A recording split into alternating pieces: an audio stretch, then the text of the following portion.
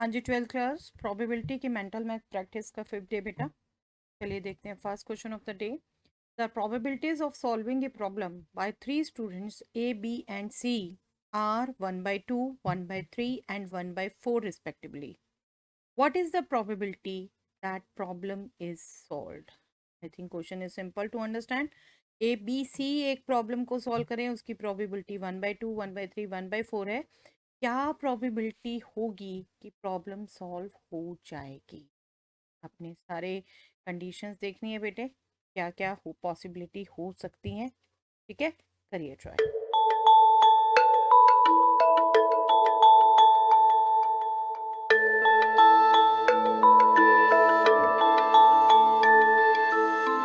देखिए, आपको clear cut पता चल रहा है बेटा, प्रोबेबिलिटी ए पर्सन सॉल्व कर ले 1/2, प्रोबेबिलिटी बी पर्सन सॉल्व कर ले 1/3, प्रोबेबिलिटी सी पर्सन सॉल्व कर ले 1/4। ठीक है, अब प्रॉब्लम सॉल्व होने की प्रोबेबिलिटी पूछी है। Probability problem is solved. अब प्रॉब्लम इज सॉल्व्ड मतलब तीनों में से किसी एक ने प्रॉब्लम सॉल्व कर दी है, right? That means at least one of them ने सॉल्व कर दी है। अब मैंने ए और बी और सी पर्सन को सॉल्व करना ही ए बी सी इवेंट मान ली, तो आप probability at least one of them ने सॉल्व कर दी है। तो क्या मतलब हुआ बेटे?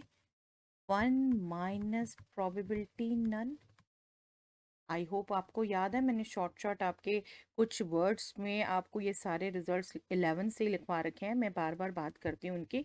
Probability at least one means 1 - probability none. ये आपका इतना इजी रहता है इसको। अब देखो, एक ने भी सॉल्व नहीं की, ए ने सॉल्व नहीं की, मतलब आप प्रोबेबिलिटी ए नॉट लिखेंगे। और क्योंकि ए बी सी अपनी अपनी ट्रायल कर रहे हैं तो उनका सॉल्व करना इंडिपेंडेंट होगा, तो नॉट ए नॉट बी भी इंडिपेंडेंट होगा बेटा। ठीक है, not A not B not C भी इंडिपेंडेंट होगा। तो 1 - none solve, that mean A ने भी सॉल्व नहीं किया, बी ने भी नहीं किया, सी ने भी सॉल्व किया। तो नॉट ए की प्रोबेबिलिटी हो गई 1 - half, that means half. Not be की प्रोबेबिलिटी हो गई 2/3, 1 - 1/3। और नॉट सी की हो गई 3/4। 3 से 3 कैंसल, 2 से 2 कैंसल, 1 - 1/4 इज 3/4। 3/4। ओके, तो ये रिजल्ट याद रख लिए बेटा। Probability at least one means 1 - probability. ठीक है, एटलीस्ट वन ऑफ ए और बी और सी। ओके, सिंपल फंडा लेकिन बहुत काम का है बेटा। चलिए, A speaks truth in 75% of the cases and B in 80% of the cases. In what percentage of cases are they likely to contradict each other in stating the same fact? ए और B truth कब कितना percent बोल रहे हैं ये आपको बता रखा है, और आपसे पूछा है एक दूसरे को कॉन्ट्रडिक्ट करें। मतलब ए ट्रूथ बोले तो बी फॉल्स बोले, बी ट्रू बोले तो ए फॉल्स बोले। ठीक है, उसकी प्रोबेबिलिटी आपने निकालनी है। करिए ट्राई।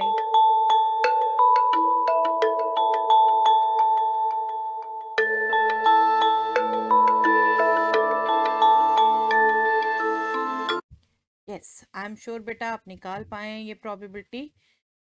ए ट्रुथ बोले, मैं चलिए ए के ट्रुथ बोलने को ए इवेंट ही मान लेती हूँ, और उस टाइम में बी ट्रुथ ना बोले।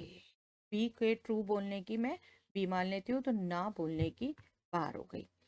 अब ए ट्रू बोले बी ना बोले, या फिर बी ट्रू बोले ए ना बोले। और यहाँ पर भी आपकी अंडरस्टैंडिंग होनी चाहिए बेटा, ए और बी का सच बोलना इंडिपेंडेंट है एक दूसरे से, उनकी प्रोबेबिलिटी का कोई इफेक्ट नहीं है।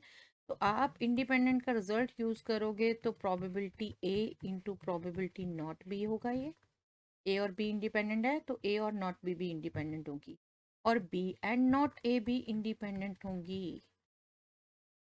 ओके, आप इस ढंग से सोचेंगे, और मैं बिल्कुल आपको बार बार कहती हूँ बेटे, मैं तो ये समझ रही हूँ आपकी रिवीजन हो रही है, तो आपको रिजल्ट सारे डीपली रिकॉल करा देती हूँ। वरना आप देखो, सिंपल आप सोचोगे क्या, ए के ट्रू बोलने की probability 75%, that means 75/100, that means 3/4। आप लिख सकते हैं फटाफट। और बी के ना बोलने की, बी ट्रू बोलता है 80% टाइम, तो नहीं बोलता 20% टाइम, तो 20/100 दैट मीन्स 1/5। बार बार आपको कहती हूँ परसेंटेज का ये फ्रैक्शन में चेंज भी ध्यान रखिए। वो भी आपको ये नहीं कि ऐसे टाइम में आपको, आप यहाँ तो मेंटली करना है आपने, मेंटल मैथ्स में। पेपर में फिर भी चलो आप लिख सकते हो, फटाफट कहीं कर सकते हो, मेंटली करना है तो आपको परसेंटेज से फ्रैक्शन में पता होगा, तो फटाफट आप ध्यान से पुट करेंगे। अब प्रोबेबिलिटी भी क्या हो गया, 80%। 80% कितना है बेटा, 4/5। और प्रोबेबिलिटी नॉट ए क्या हो गया, 25%। ओके, अब मैं यहाँ कैंसिल नहीं करूंगी, जब आप मेंटली भी कर रहे हैं तो आप ध्यान देंगे, डिनोमिनेटर 20 हो गया बेटा, 3 + 4/20, दैट मीन्स 7/20। मेंटली करने के लिए आपको इसको इतना तो ध्यान रखना पड़ेगा ना। ओके, 7/20 इज द आंसर, कि ये दोनों एक दूसरे को कॉन्ट्रडिक्ट करेंगे। चलिए नेक्स्ट क्वेश्चन देखें बेटा। If the probabilities that A and B will die within a year are P and Q respectively, then what is the probability that only one of them will be alive at the end of the year? I think similar kind of question beta. करिए try.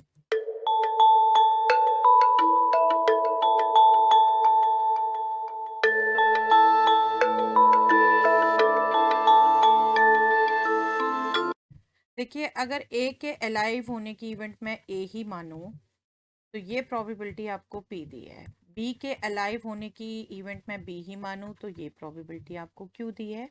और आपसे पूछा है only one of them will alive at the end of the year, तो जो required probability है वो actually आपकी सिमिलर टू लास्ट हो गई, कि या तो ए लाइव होगा या बी लाइव होगा। Probability A and B not, A live होगा तो बी लाइव नहीं होगा, प्लस, और अगर बी लाइव होगा तो ए लाइव नहीं होगा। और इनका लाइव होना ना होना इंडिपेंडेंट होगा। That means probability A probability not B plus probability B probability not A, right. Independent events का रिजल्ट जो हम यूज करते जा रहे हैं अभी तक, प्रोबेबिलिटी ए हो गया पी, प्रोबेबिलिटी नॉट पी हो गया 1 - q, प्रोबेबिलिटी बी हो गया q, प्रोबेबिलिटी नॉट ए हो गया 1 - p। तो ये आपका सिंपली हो गया P - PQ plus Q - QP। QP can be written as PQ, तो P + Q - 2P, राइट। सोच सकते हैं सिंपली मेंटली ये फास्ट, राइट। चलिए next. An unbiased die is toss twice, what is the probability of getting 4, 5 और 6 on the first toss and 1, 2, 3 और 4 the second toss. पढ़ने में थोड़ा सा डिफिकल्ट लग रहा होगा बेटा, लेकिन मैं आपको बार बार कहती हूँ, twice a die is rolled और 2 डाइज साइमल्टेनियसली रोल्ड। आपको एक विजुलाइजेशन दे रखा है मैंने आउटकम्स का, अगर वो फटाफट आप रिकॉल कर लो तो बहुत जल्दी इसका आप आंसर दोगे। करिए ट्राई।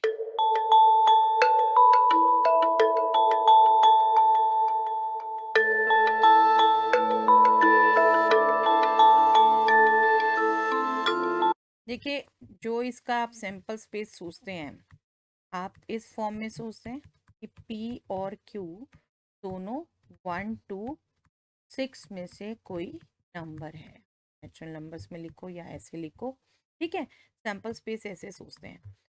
आपको विजुलाइजेशन दे रखी है इस टेबल की, आपको क्या सोचना है, 4, 5, 6 फर्स्ट टॉस में, दैट मीन्स फर्स्ट जो ये P आउटकम है, ये 4, 5, 6 हो सकती है, तो 4, 5, 6 ये लास्ट 3 रोज, ठीक है।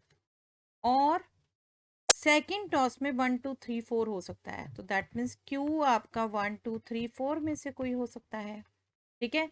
तो 1, 2, 3, 4 आपके यहाँ है सेकेंड कॉलम वाइज, ठीक है। कॉलम से आप सेकंड देख रहे हैं, रोज से फर्स्ट देख रहे हैं, तो आप देखो तो आपके पास ये सारी आउटकम्स कितनी, 12 आपके फेवरेबल केसेस हो गए। टोटल केसेस यहाँ 36 होते हैं। आप क्विकली इस विजुअलाइजेशन से निकाल सकते हो प्रोबेबिलिटी क्या होगी, 12/36, दैट मीन्स 1/3। ओके, सिंपल था ना। चलिए, a husband and a wife appear in an interview for two vacancies in the same post. The probability of husband selection is 1 by 7 and probability of wife selection is 1 by 5. What is the probability that only one of them is selected? I hope बहुत जल्दी gas कर लिया होगा आपने कैसे करना है, करिए ट्राई।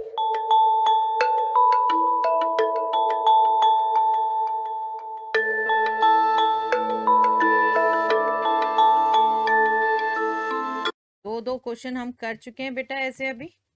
हस्बैंड के सिलेक्शन को अगर ए इवेंट मान ले तो 1/7 प्रोबेबिलिटी है, सॉरी। और बी मान ले वाइफ के सिलेक्शन को तो 1/5 प्रोबेबिलिटी है। और only one of them is selected, तो अगर ए सिलेक्ट हुआ तो बी नहीं हुआ, और अगर बी सिलेक्ट हुआ, वाइफ हुई, तो हस्बैंड नहीं हुआ, दैट मीन्स ए नहीं। ये आपको बताना है। और इंडिपेंडेंट है बेटे इन दोनों का सिलेक्शन भी, तो यहाँ पर ये प्रोबेबिलिटी भी आपकी वही बात हुई, राइट।